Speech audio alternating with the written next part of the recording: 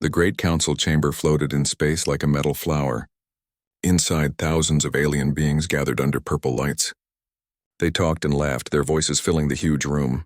At the center table sat the most powerful leaders in the galaxy. They made all the important decisions. Ambassador Taemin sat alone at the human desk. He was a thin man with gray hair and tired eyes. Around him, the other aliens whispered and pointed. Some laughed. Humans were the youngest species in the council. Everyone knew it. Everyone reminded them. Counselor Vrex stood up. He was tall with blue skin and 4 arms. His species, the Korthari, controlled most of the trading routes in the galaxy. When Vrex spoke, others listened. When he laughed, others joined him. "We vote today on the human trade taxes," Vrex announced. His voice boomed through the chamber.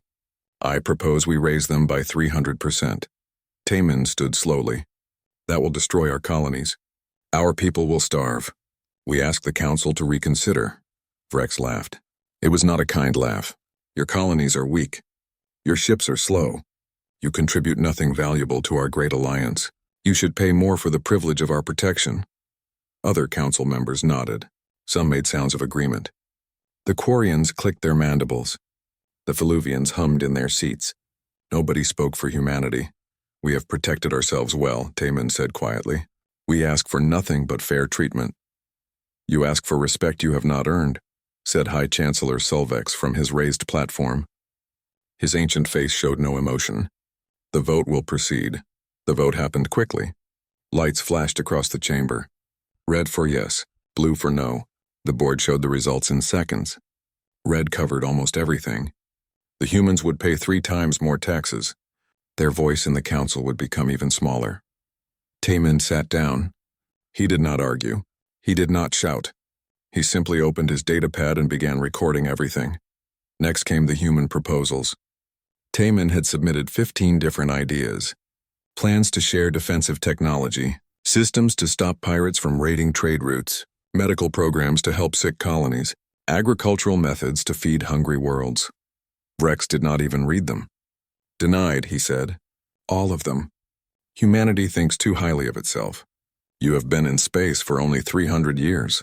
We have sailed the stars for 10,000. We do not need your help." "Our colonies are being attacked," Taemin tried again. His voice stayed calm and steady. "Korthari pirates have raided 6 human settlements this year. We have sent proof. We ask the council for help." Vrex smiled. "Pirates are not our problem. They are yours. Protect your own worlds if you can."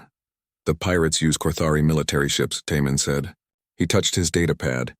Images appeared on the main screen. Ships with Korthari markings. Attack patterns.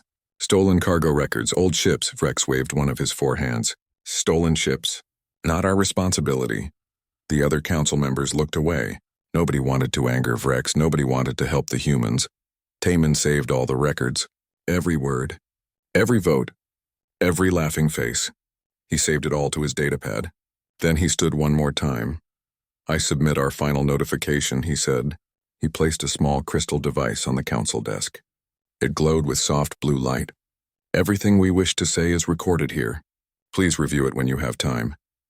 "We do not have time for more human complaints," Solvex said. "This meeting is finished." Taemin bowed slightly. He picked up his things and walked toward the exit. As he left, he heard the laughter start again behind him. They were already joking about the humans. Already planning the next vote that would hurt humanity. In the corridor outside, Taemin stopped. He looked back at the chamber one last time. His face showed nothing. No anger, no sadness, just calm acceptance. He touched his communication device. "Begin phase 1, he said quietly. "Start the preparations. We are coming home." Far away across human space, messages began spreading. Ships received new orders. Stations prepared for changes. Engineers checked their systems. Scientists backed up their research. Slowly, carefully, without telling anyone outside their own species, humanity began to plan. The crystal device Taemin left behind sat on the council desk. It glowed and waited. Inside it was humanity's final message to the galaxy. But nobody picked it up. Nobody read it. It sat there, ignored and forgotten, just like the humans themselves. That was their first mistake. Their biggest mistake, and soon they would learn what it truly cost them. Admiral Jiwoo stood on the bridge of the Steadfast Promise. Through the wide windows, She watched 3 cargo ships disconnect from the orbital station. They moved slowly, carefully, just like normal. Nothing looked wrong. Nothing seemed different. That was exactly the plan. Station reports full evacuation complete, her officer said. All personnel are aboard the transports. Jiwoo nodded. Send them to Rally Point 7. Tell them to keep their engines quiet. This was happening across all of human space, on 40 different worlds, on hundreds of stations, in thousands of ships. Humans were leaving. But they were leaving without noise, without announcements, without giving anyone time to ask questions. Below, on the station, Engineer Dae-hyun worked quickly. His team moved through the corridors with their tools. They removed advanced computer cores. They took apart quantum communication devices. They pulled out the special power generators that humans had invented. Every piece of useful technology came with them. How much time do we have? His assistant asked. 6 hours before the Korean supply ship arrives, Dae-hyun said. We need to be gone in 4. They worked faster. Behind them, they left empty rooms and basic equipment. The station would still work. Life support would function. Lights would shine. But all the clever improvements humans had made were going away. All the extra power, all the better systems, all the small things that made life easier. On the medical station orbiting Praxis 4, Dr. Hana supervised the last patients. Most were not human. Feluvian workers with broken limbs, Quarian traders with space sickness, Ethian explorers with radiation exposure. Doctor, we must leave soon, her nurse said. The last transport departs in 2 hours. Hana looked at her patients. She had healed them. She had saved their lives. But their governments had laughed at her people. They had voted to hurt humanity again and again. Stabilize everyone, she said. Transfer them to the automatic medical pods. Set the systems for basic care. They will survive until their own people arrive. The automatic pods are not as good, the nurse said quietly. No, Hana agreed. They are not, but they will have to be enough. She recorded careful instructions for each patient. She left detailed files explaining their conditions. She did everything a good doctor should do. Then she gathered her team and left. Behind her, the research she had been doing stayed locked in encrypted files.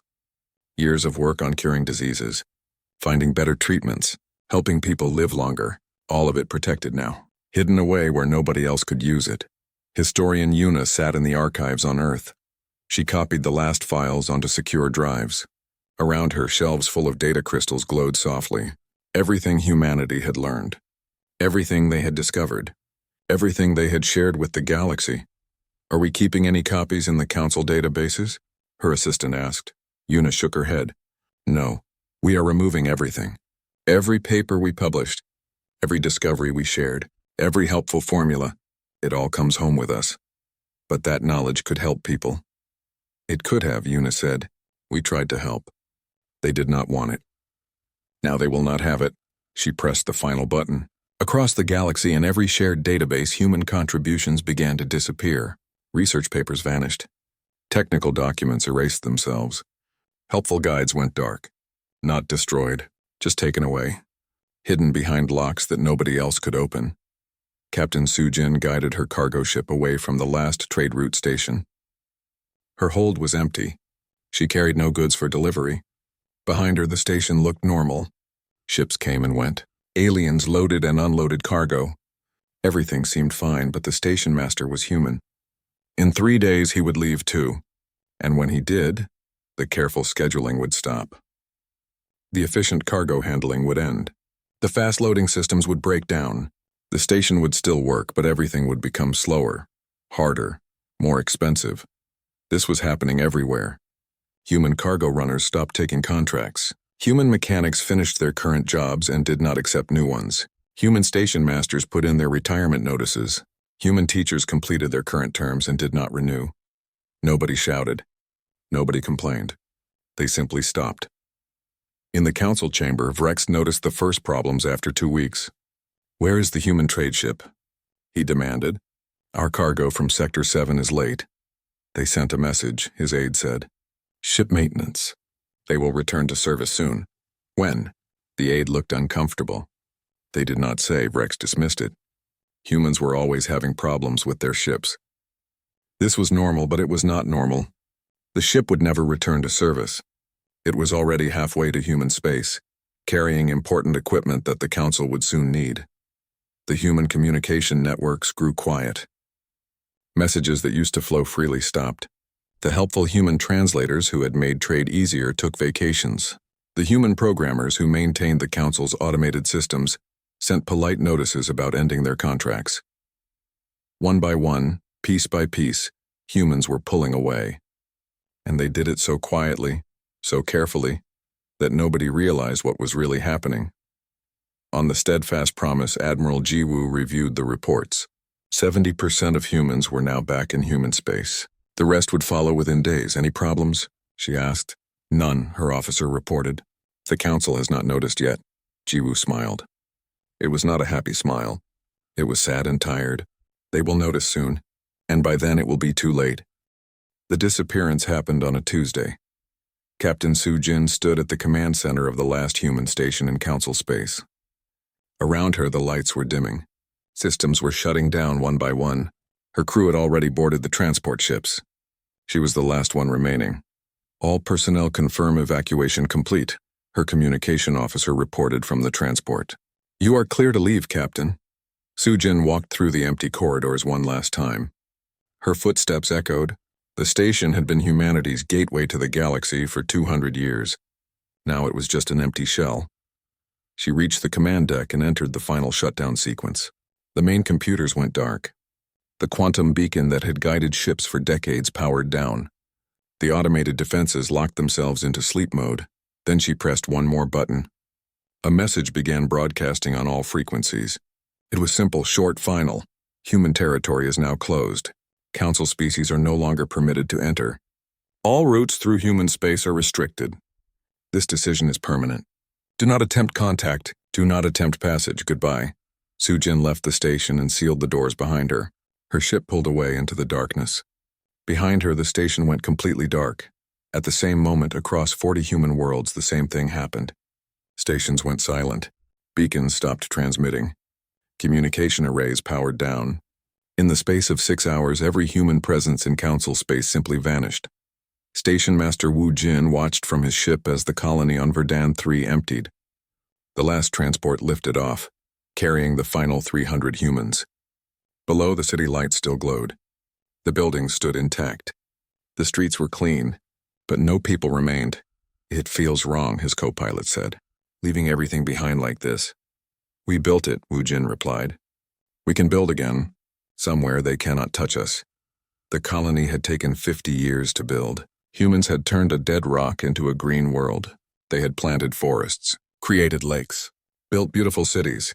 Now they were abandoning it all, but they were not destroying it. That was important. Humans did not burn what they left behind. They simply walked away. In the council chamber, Vrex finally noticed. It started with small things. The translators who usually helped with difficult languages were absent. The technical staff who maintained the communication systems had not reported for duty.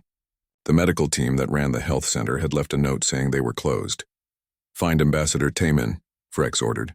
I need to speak with him immediately. His aide tried the human embassy. No response. He tried the human communication channels.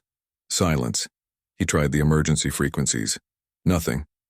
Sir, the aide said nervously, the human embassy is empty. The doors are locked. There's nobody inside. Vrex felt the first touch of worry. Check the human stations. All of them. The reports came back quickly. Every human station was dark. Every human colony was empty.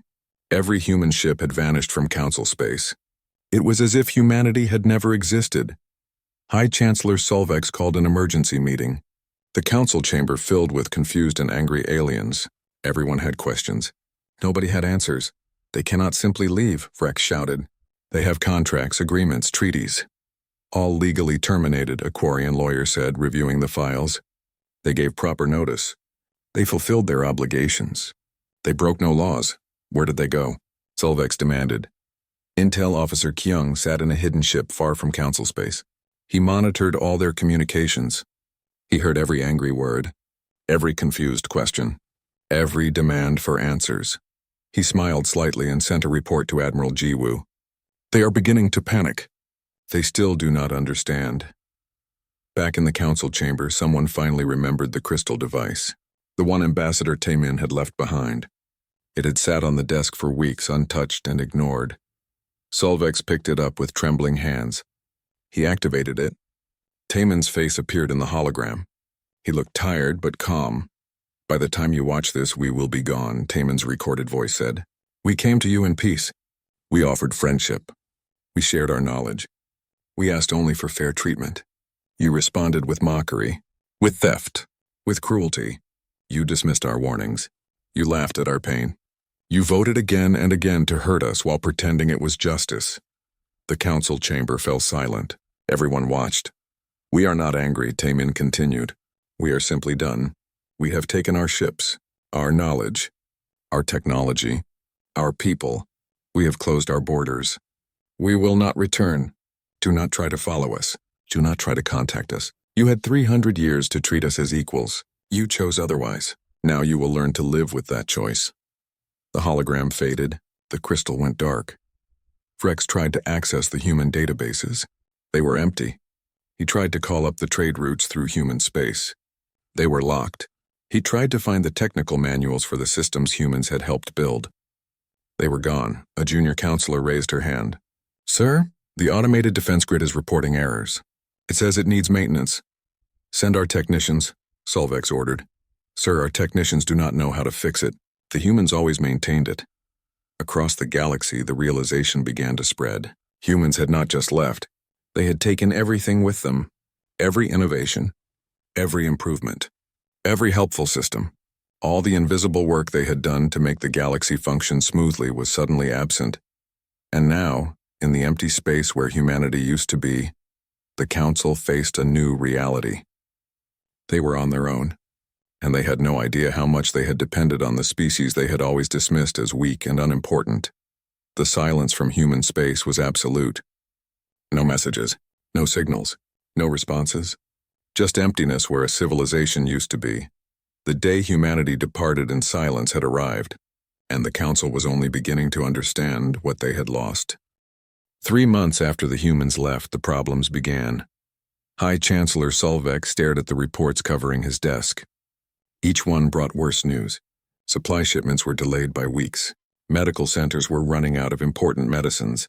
Agricultural worlds reported food shortages. 3 different colonies had sent emergency requests for help. "How did this happen?" Solvex demanded. "We are an advanced civilization. We have managed ourselves for thousands of years." His aide shifted nervously. "Sir, the investigation shows that humans were handling most of our logistics coordination. They managed the shipping schedules. They optimized the trade routes. They made sure supplies reached every colony on time. We have computers for that. The computers were programmed by humans, sir. They are experiencing errors now. Our technicians cannot fix them. The code is too complex. On the agricultural world of Prax 7, the Filuvian farmers watched their crops dying. The irrigation systems had broken down. Water flowed to the wrong fields. Nutrients were not being distributed properly. Call the repair service, the farm leader said. They came yesterday, another farmer replied. They said the systems use human technology. They do not know how to fix them. Then call the humans. There are no humans anymore. They are gone. The farm leader looked at his dying crops. His people would go hungry this season, maybe the next season too. All because some repair system that humans had installed years ago was not working anymore. In the medical centers, Dr. Zelith faced a different crisis. She was Amanari, a species known for their healing skills, but even she felt helpless now. The supply ship is 3 weeks late, her nurse reported. We are running out of pain medicine. The antibiotic stocks are almost empty. Contact the medical supplier, Zelith ordered. We did. They said their production facility is having problems. The humans who ran the quality control systems are gone. They are trying to train new workers, but it will take months. Zelith thought about the human doctor who used to work in this center. Dr. Hana had been quiet and efficient. She never complained. She just did her work and helped everyone. Zelith had barely noticed when she left. Now she wished she had paid more attention. Had said thank you. Had asked her to stay.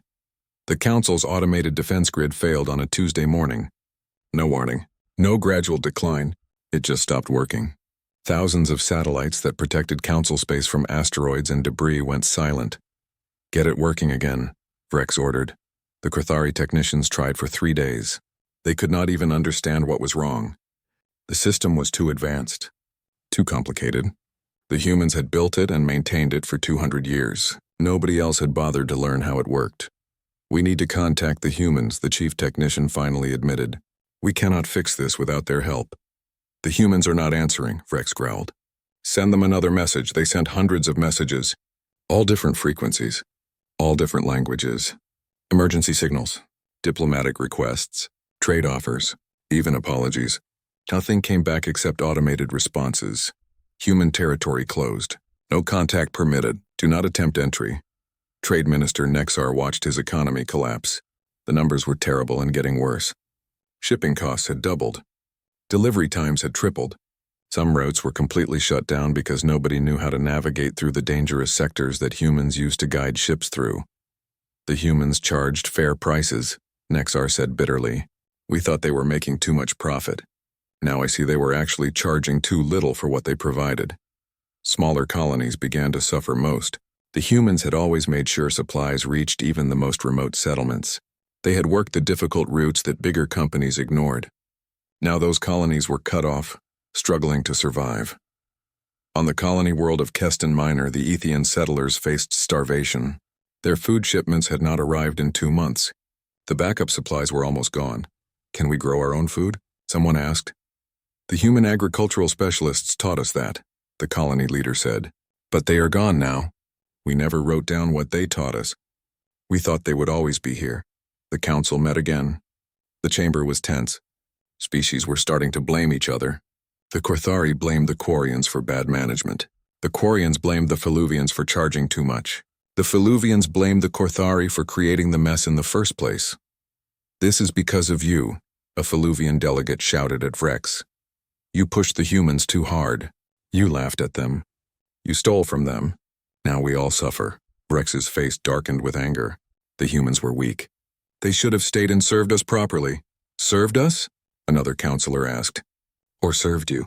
How much did your species make from the unfair taxes? How rich did the Crithari become while the humans paid and paid? The argument grew louder. Voices rose. Some counselors stood and shouted. Others walked out. For the first time in 1,000 years, the council could not agree on anything. High Chancellor Solveig struck his desk for silence. Enough, we must focus on solutions. We must adapt. We must learn to manage without the humans. It will take years. Trade Minister Nexar said quietly. Maybe decades. By then, how many will have died? How many colonies will be lost? Solveig had no answer. That night he sat alone in his office. He pulled up old video files from council meetings. He watched Ambassador Taman speaking, asking for help, offering solutions, being ignored again and again. In one video, Taman warned about agricultural problems on the Rim colonies. He had a plan to fix it. The council had voted it down. Now those same colonies were starving. In another video, Taman explained how to improve the medical supply chain. The council had called it unnecessary. Now medical centers across the galaxy were running out of medicine. Solveig watched video after video. Every warning the humans had given had come true. Every solution they had offered was needed now. Every prediction they had made was happening. The humans had known. They had seen all of this coming, and they had tried to help, but nobody had listened. Now the galaxy was breaking apart piece by piece, and the species who could have fixed it were gone, hidden behind barriers nobody could cross, refusing to answer any calls. The council had acted too late, and the regret was only beginning. Explorer Thane had a mission. Find the humans. Bring them back. Save the galaxy. His ship was the finest the Quarians could build. His crew was experienced and skilled. They carried gifts and apologies. They carried offers of better treatment. They carried the desperate hopes of a failing civilization. Approaching the human border, his navigator said, coordinates match the last known position of human space. Thane looked at the screens. Space appeared empty. No ships, no stations, no signals. Just darkness and stars. Send the greeting message, Thane ordered. Tell them we come in peace. Tell them we want to talk. They sent the message. They waited. No response came. Try the emergency frequencies, Thane said. They tried every frequency, every code, every language. Nothing came back except that same automated response they had heard 100 times before. Human territory closed. No contact permitted. Do not attempt entry. Move forward slowly, Thane ordered. We need to find them. The ship moved ahead. Then something changed. The stars looked wrong. Space itself seemed to shimmer. The navigation computers began showing errors. Sir, we are detecting some kind of barrier, the science officer said. It is like nothing I have ever seen. A quantum field of some kind. It surrounds all of human space, and can we pass through it? I do not recommend trying, sir. The readings are unstable. Our ship might not survive. Thane felt frustration building. The humans were right there, just beyond this barrier, but he could not reach them. Could not talk to them. Could not even see what was on the other side. Pull back, he finally ordered. We will try another approach. Back in council space, Counselor Vrex refused to give up. If talking did not work, maybe force would. He gathered a military fleet. 50 Korthari warships, the pride of his species. We will break through their barrier, Vrex announced. We will force them to negotiate. Admiral Crone led the fleet. He was old and experienced. He had fought in many battles. But he had never fought humans before. Nobody had. Humans had always been peaceful. The fleet reached the human border. The same barrier appeared. The same shimmer in space. All ships prepare weapons, Crone ordered. Target the barrier. Fire on my command. 50 warships fired together. Energy beams and missiles struck the barrier. For a moment the barrier glowed bright. Then the weapons simply disappeared. Absorbed. Gone. Fire again, Crone ordered. They fired again and again. Nothing worked. The barrier absorbed everything. It did not even flicker. Sir, 3 ships are reporting system failures, the communication officer said. Their engines are shutting down. What? How? Unknown, sir. The engines just stopped working. Then more ships reported problems. Navigation systems failed. Weapons went offline. Life support began showing errors. Within an hour, half the fleet was dead in space, drifting helplessly. Retreat, Crone ordered. Pull back immediately. The working ships grabbed the disabled ones and dragged them away from the barrier. As soon as they moved far enough back, the systems came back online. But the message was clear. The humans did not want visitors, and they had ways to enforce that wish. Meanwhile, young scholar Mira had a different idea. She was Ethian, curious and determined. Instead of trying to find the humans, she decided to study what they had left behind. In the abandoned human archives on Verdan 3, she found treasure. Computers that humans had not taken with them. Files they had not deleted. Information about human history and culture. Look at this, she told her research partner. The humans kept records of everything. Every council meeting. Every vote. Every decision. They spent weeks reading through the files. The story they found shocked them. Humans had warned the council about the Korthari pirates 12 different times. Each time they provided proof. Each time, the council ignored them. Humans had proposed solutions to the food shortage on the Rim worlds 3 years before it happened. The council voted it down as too expensive. Humans had designed improvements to the medical supply system. The council rejected it, saying their current system worked fine. They tried to help us, Mira whispered. For hundreds of years they tried. We never listened. She found videos of Ambassador Taman speaking. His voice was always calm. His manner was always polite. But in his eyes she could see the pain, the frustration, the sadness of being ignored again and again. She found records of human innovations. Humans had invented the quantum beacon that guided all trade ships. They had designed the agricultural systems that fed billions. They had created medical treatments that saved countless lives, and they had shared it all freely. They had asked for nothing except fair treatment in return. We need to show this to the council, Mira said. At the next council meeting, Mira presented her findings. She showed the videos. She read the warnings. She displayed the evidence of everything humans had contributed. The council chamber fell silent as they watched. Some counselors looked ashamed. Others looked angry. Frex looked away, refusing to meet anyone's eyes. The humans built the foundation our civilization rested on, Mira concluded, and we treated them like servants, like tools to be used and discarded. Now that foundation is gone, and we are collapsing. High Chancellor Solveig stood slowly. He looked old and tired. We were fools. I was a fool. I thought humans were simply young and weak. I did not see how much they held us together. So what do we do? Someone asked. We learn, Solvex said. We study what they left behind. We train ourselves to do the work they did. We accept that we made a terrible mistake, and we hope that someday, somehow they might forgive us, and if they do not, Solvex looked at the empty seat where Ambassador Taemin used to sit. Then we learn to live with the consequences of our actions. We learn to survive without them, and we teach our children never to make the same mistake again. In human space behind the quantum barrier, Ambassador Taemin received reports of all these events. He read about the failed military attack. He saw Mira's research presentation. He watched the Council's growing desperation. Should we respond? An aide asked. Taemin shook his head. No, they need to learn this lesson themselves. We tried to teach them with words. They would not listen. Now they are learning through consequences. It is a harder teacher, but a more effective one. Some of them seem genuinely sorry. Perhaps they are, Taemin said. But sorry is not enough. We gave them 300 years. We were patient. We were kind. We were helpful. And they threw it all back in our faces. Now they must live with their choice. He turned off the display and looked out at human space. Beyond the barrier, humanity was thriving. Building new worlds. Creating new technologies.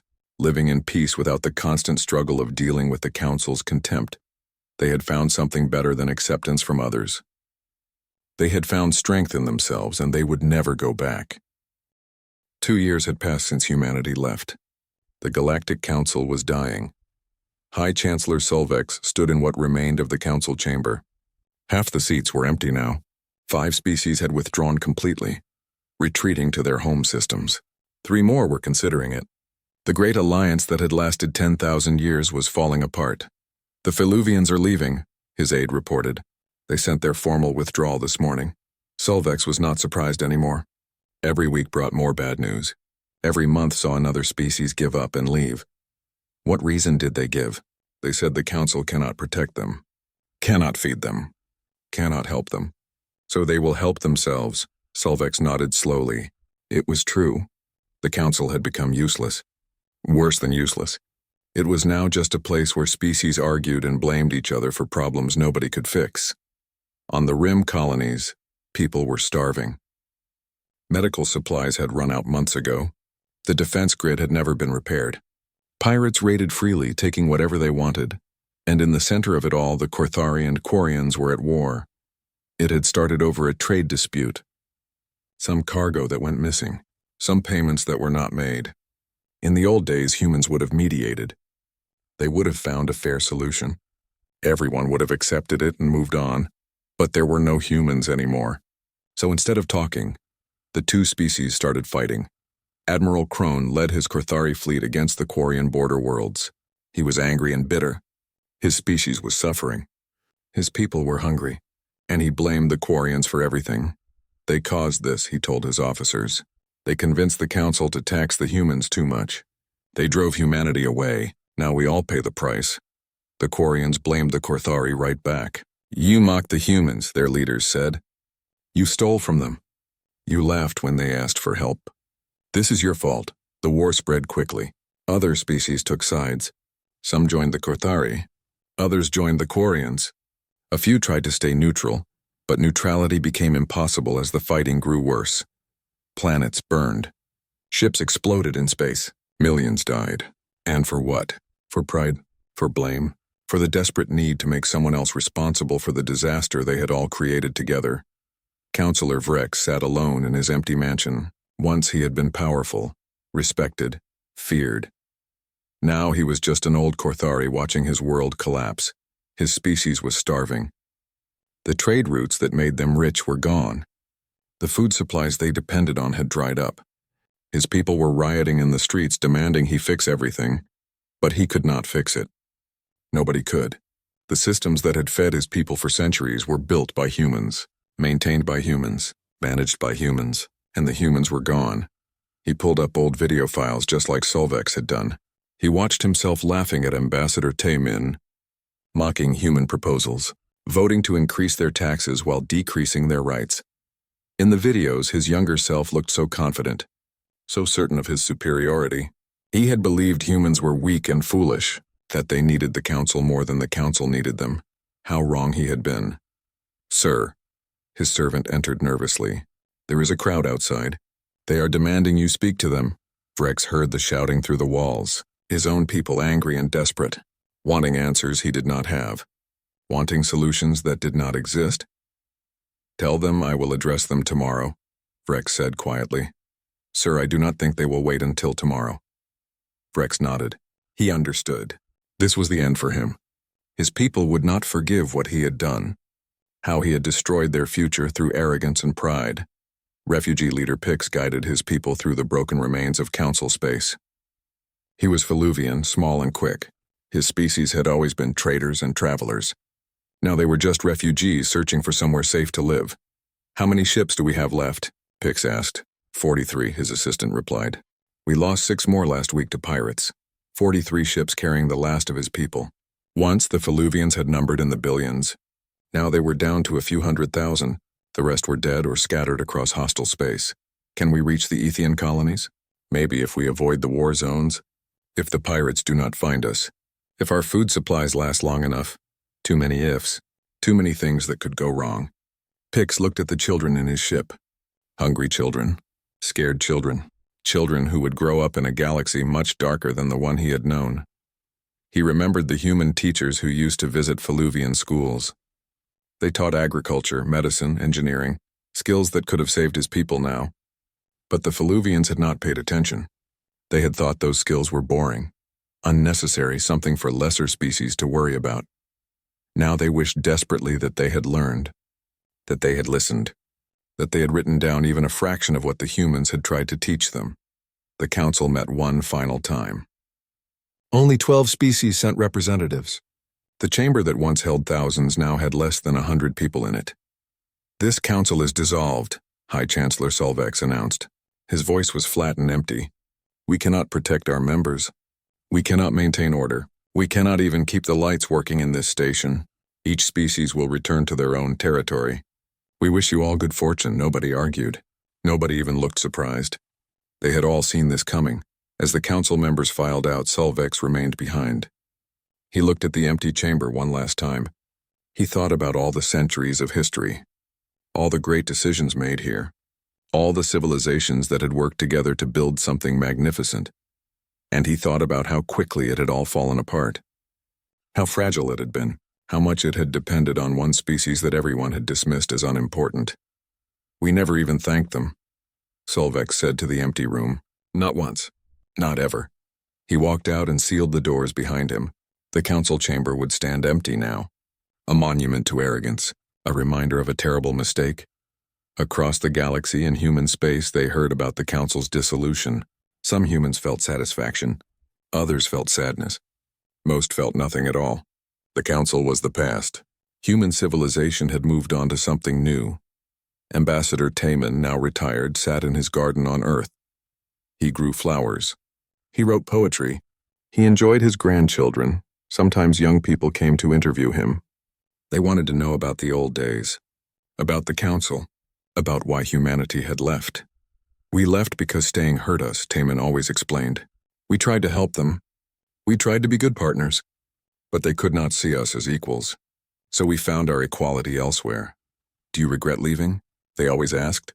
"No," Taman said simply. "I regret that it was necessary. But I do not regret the choice. We are happier now, freer, better. Will we ever go back?"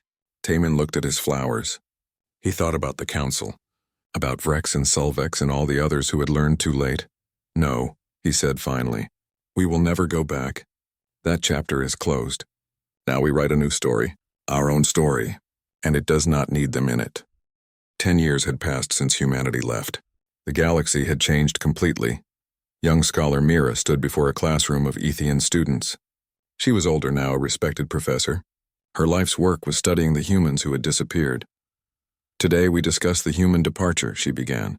"The day that changed our galaxy forever." The students sat quietly. They had all grown up hearing stories about humans, about the magical species who built wonders and then vanished. To them, humans were like legends, like myths. Were the humans really so advanced? A young student asked. Mira smiled sadly. "Yes, but more than that, they were wise. patient, kind, and we treated them terribly. She showed images of the old council, of the empty human colonies, of the barrier that still surrounded human space, impenetrable and silent. Can we ever contact them again? Another student asked. We try every year, Mira said. We send messages. We send apologies. We send offerings of friendship. Nothing ever comes back. The humans made their choice, and they will not change it. In the ruins of what used to be council space, new alliances had formed, smaller, weaker, but more honest. The species who survived had learned hard lessons. The Feluvians and Ethians had formed a partnership. They shared resources fairly.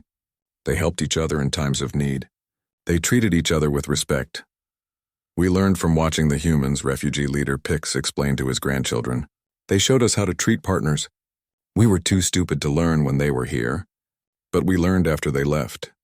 His people had survived. Barely.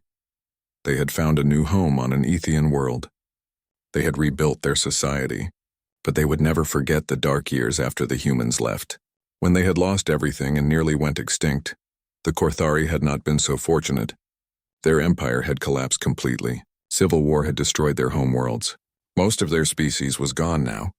The survivors lived scattered across the galaxy, refugees who nobody wanted. Former Counselor Vrex was one of the few still alive. He was ancient now, living in a small shelter on a forgotten colony. His wealth was gone. His power was gone.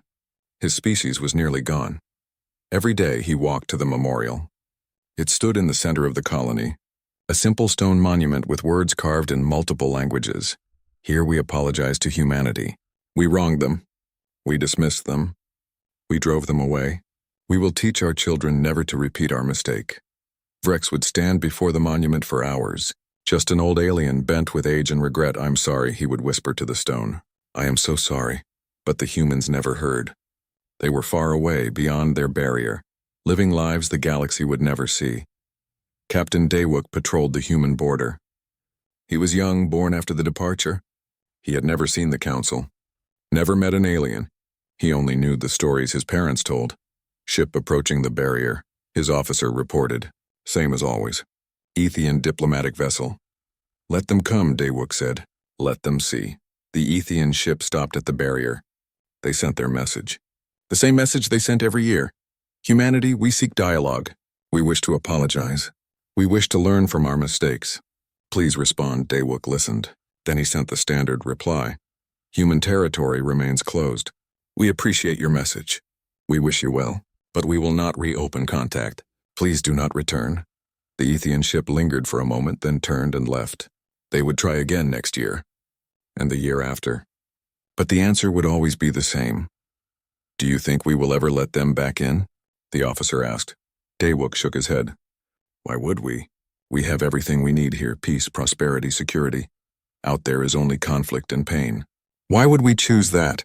Deep in human space, civilization thrived. Human worlds stretched across dozens of systems now, beautiful cities. Advanced technology, art and culture that flourished without interference. They had not stagnated in isolation. They had grown, evolved, become something greater than they had been before. Ambassador Tai Min had died 5 years ago. He had been very old. At his funeral, thousands came to honor him. The man who had endured the council's contempt with dignity. The man who had led humanity to freedom. His granddaughter, Jisoo, was now a council member in humanity's own government. She had never seen an alien in person, only in historical videos. Do you ever wonder about them? Her colleague asked. The other species out there? Jisoo thought about it. Sometimes. I wonder if they learned, if they became better. But mostly I am just grateful we are here instead of there. Would you ever consider reopening the borders? No, Jisoo said firmly. Never. My grandfather gave everything to get us free. Thousands of our ancestors suffered under their system. We will not go back. Not ever. She looked at the historical archives, at the videos of the old council meetings, at her grandfather's tired face as he endured mockery and dismissal year after year. They had their chance, she said quietly. 300 years of chances. They used everyone to hurt us. Now they live with the consequences. In a small classroom on the Ethian homeworld, a young student raised his hand. Professor Mira, if you could send one message to the humans, What would you say? Mira paused. She had thought about this question for years. I would say thank you, she finally answered. Thank you for trying. Thank you for helping us even when we did not deserve it. Thank you for leaving peacefully instead of destroying us, though you would have had every right. Thank you for teaching us through your absence what we should have learned from your presence. Do you think they would forgive us? Mira looked at the empty seat in her classroom. She always kept one seat empty, a reminder of what was lost. I think they have moved past forgiveness, she said. Forgiveness suggests they are still thinking about us, still caring about what we did. I think the truth is harder than that. I think they have simply moved on. We are history to them, a difficult chapter that they closed and will never reopen. That is sad, the student said. Yes, Mira agreed. It is very sad. But it is what we earned. And the saddest part is that they were right to leave us.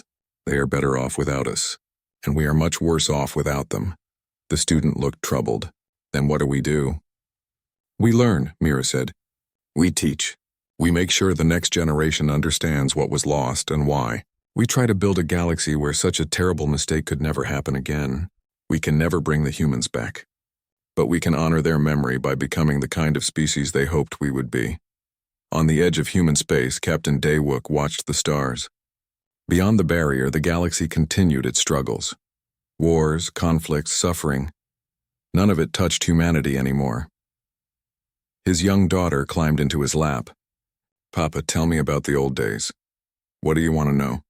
Were the aliens really so mean to us? Daewook nodded. Yes, they were. But we survived, we left. We built something better. Will we ever see them again? Daewook looked at his daughter, at her innocent face, at the peaceful life she lived, free from the contempt and struggle his grandparents had endured. No, he said gently. We will not. And that is okay. We do not need them. We have each other. We have our worlds. We have our peace. That is enough. His daughter smiled and hugged him. She knew no other life, no other galaxy. She was happy here, safe behind the barrier that kept the old hurts away. And across human space, billions shared that happiness, that peace, that freedom from the species who had taken them for granted. The day humanity departed in silence had become legend. A reminder, a warning, and for humanity itself it had become their liberation. The Council had acted too late. They had learned their lesson. But the lesson came at a price they would pay forever, and humanity, thriving in their chosen isolation, had no regrets at all.